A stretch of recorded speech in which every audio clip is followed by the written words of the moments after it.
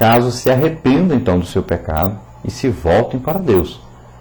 Devemos orar para que Deus então dirija as circunstâncias da sua vida, de modo então que tenham uma oportunidade propícia de aceitar de novo essa salvação de Deus em Cristo, que se convertam realmente, tenham um real arrependimento. E veja bem que é muito difícil a pessoa que quer continuar no pecado, continuar transgredindo a palavra de Deus, é muito difícil. E se ela não tomar cuidado, ela vai voltar à idolatria. E se voltar à idolatria, será impossível retornar novamente para Deus. Então tem que tomar cuidado, porque o pecado vai tomando conta da pessoa, a pessoa insiste em continuar no pecado, na situação de pecado, e vai até cair na idolatria. E se cair na idolatria, aí não tem volta. Então tem que tomar muito cuidado com isso. Eu conheço pessoas que fizeram isso. Receberam a graça de Deus, receberam a salvação, mas insistiram em continuar numa situação de pecado. Foram até que caíram na idolatria e nunca mais retornaram. Então tome cuidado com isso. Hoje estão ensinando as pessoas lá onde estão a pecarem cada dia mais, ao invés de ensinarem a verdade que aprenderam.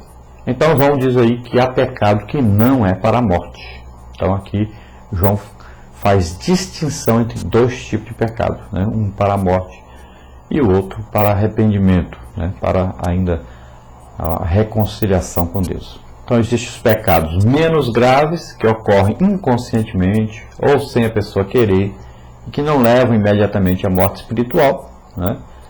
Mas existem os pecados terríveis, evidenciando aí uma rebelião, né, deliberada contra Deus e a sua palavra, resultante aí da morte espiritual ou conducente a ela, e também a separação da vida de Deus.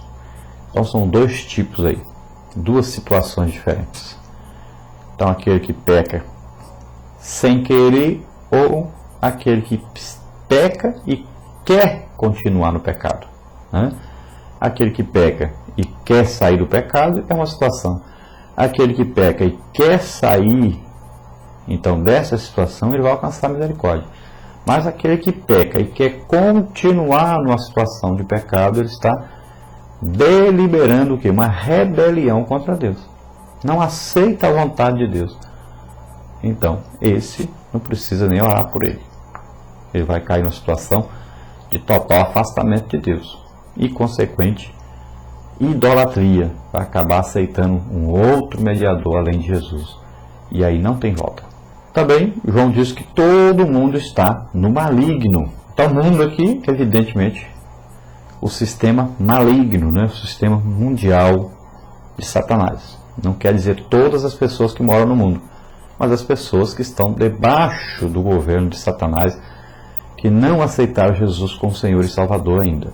Nós nunca compreenderemos aí adequadamente o Novo Testamento, a não ser que reconheçamos o fato que Satanás é o Deus deste mundo, né, do sistema maligno, sistema religioso que adota outros mediadores além de Jesus ou aqueles que nem conhecem Jesus. Então, esse sistema é maligno, ele é o maligno e o seu poder controla o presente século mal, né? Satanás é o maligno e o seu poder, então, controla o presente século mal. As Escrituras não ensinam que Deus hoje controla diretamente esse mundo ímpio, cheio de gente pecaminosa, de maldade, de crueldade, de injustiça, de impiedade. Então, esse sistema maligno, não é Deus que está no controle dele, é Satanás.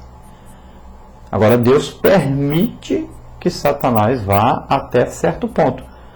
Então ele está aí para matar, roubar e destruir. Se a pessoa aceitar Jesus como Senhor e Salvador, está livre disso. Se não aceitar, está debaixo do controle de Satanás e vai acabar um dia morando com Satanás para sempre. Deus não deseja nem causa de nenhuma maneira todo o sofrimento que há no mundo. Nem tudo quanto aqui ocorre procede da sua perfeita vontade. Não é a vontade de Deus que as pessoas sofram, que as pessoas não tenham que comer, não tenham de dormir, que as pessoas vivam aí tendo guerras e mais guerras, assassinatos, mais assassinatos, né? Vivendo aí com medo e tal. Não é desejo de Deus isso. Deus não está controlando isso, mandando isso.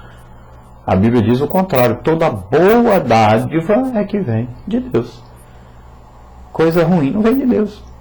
As pessoas é que fazem com que isso ocorra na vida delas, né? Constrói isso para suas vidas. Então a Bíblia indica que atualmente o mundo não está sob o domínio de Deus. Então esse mundo, sistema maligno, né? Mas em rebelião contra o seu governo e sob o domínio, debaixo do domínio de Satanás. Por causa dessa condição, Cristo veio a morrer por nós, né? Para quê? Para nos reconciliar o mundo todo, todas as pessoas com Deus. Nunca devemos afirmar que Deus está no controle de tudo, a fim de nos esquivarmos da responsabilidade de lutar seriamente contra o pecado, a iniquidade ou a mornidão espiritual. Então tem gente que quer dar uma desculpa, né? Deus está no controle de tudo, e aí vive de qualquer maneira, aceita tudo que acontece, concorda com as coisas que acontecem, acha bonito. Não devemos ser assim, devemos lutar contra o pecado, sabendo que Deus está no controle de tudo, de todas as coisas, desde que nós vivamos da maneira que Ele quer, então nós estaremos bem. Agora, se nós vivemos de outra maneira, vivemos da maneira contrária à palavra de Deus, então nós não estamos debaixo do governo de Deus, estamos debaixo do governo de Satanás. Então há também um sentido, né, em que Deus está no controle do mundo ímpio. Deus é soberano e, portanto, todas as coisas acontecem de acordo com sua vontade permissiva e controle, né? Ou, às vezes, através da sua ação direta de conformidade com o seu propósito e sabedoria. Então Deus, na verdade, está no controle de tudo. Agora Ele permite certas coisas, até por causa da sua própria palavra. Satanás, ele conquista, então, direitos sobre as vidas das pessoas, porque elas desobedecem a Deus. Então é um direito dele. Por exemplo, você não é dizimista, Satanás tem um direito, então, de roubar o seu dinheiro. Você vai gastar o seu dízimo na farmácia, a roupa que vai rasgar, um acidente, uma coisa. Não entregou para Deus, gasta em outra coisa.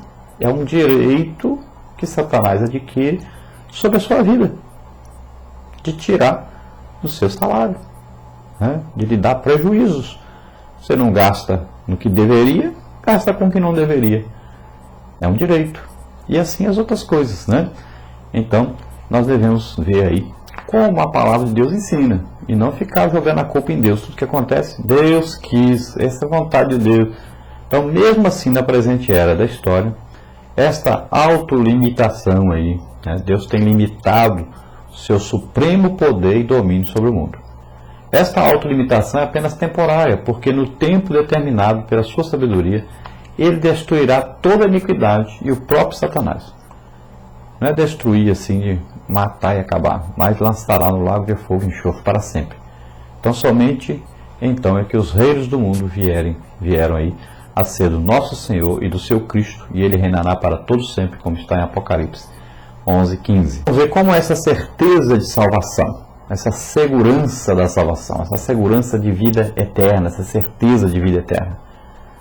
1 de João 5,13, então diz: estas coisas vos escrevi para que saibais que tendes a vida eterna e para que creiais no nome do Filho de Deus. Então, todo cristão deseja ter a certeza da salvação, ou seja, a certeza de que quando Cristo voltar ou a morte chegar, esse cristão irá estar então para sempre com o Senhor no céu. Então, o cristão, ele deseja e, ao mesmo tempo, ele tem essa certeza. Por quê? Porque o Espírito Santo que está nele o convence disso. Então, veja bem, as pessoas devem desejar a certeza de salvação. Mas quando aceitam Jesus como Senhor e Salvador, passam a ter imediatamente essa certeza. Porque o Espírito Santo dentro dessa pessoa lhe dá essa certeza. É uma certeza realmente. A pessoa passa a ter tranquila certeza. Não é uma coisa desesperada, será, ou dúvida, nada. É uma certeza dada pelo Espírito Santo que mora nele. Então, o propósito de João, ao escrever essa primeira epístola, é que o povo, então, de Deus tenha essa certeza. Note que João não declara, em parte alguma da carta, que uma experiência de conversão vivida apenas no passado proporciona, então, certeza ou garantia da salvação hoje. Então, João está dizendo que você aceitou Jesus como Senhor e Salvador e, a partir daí,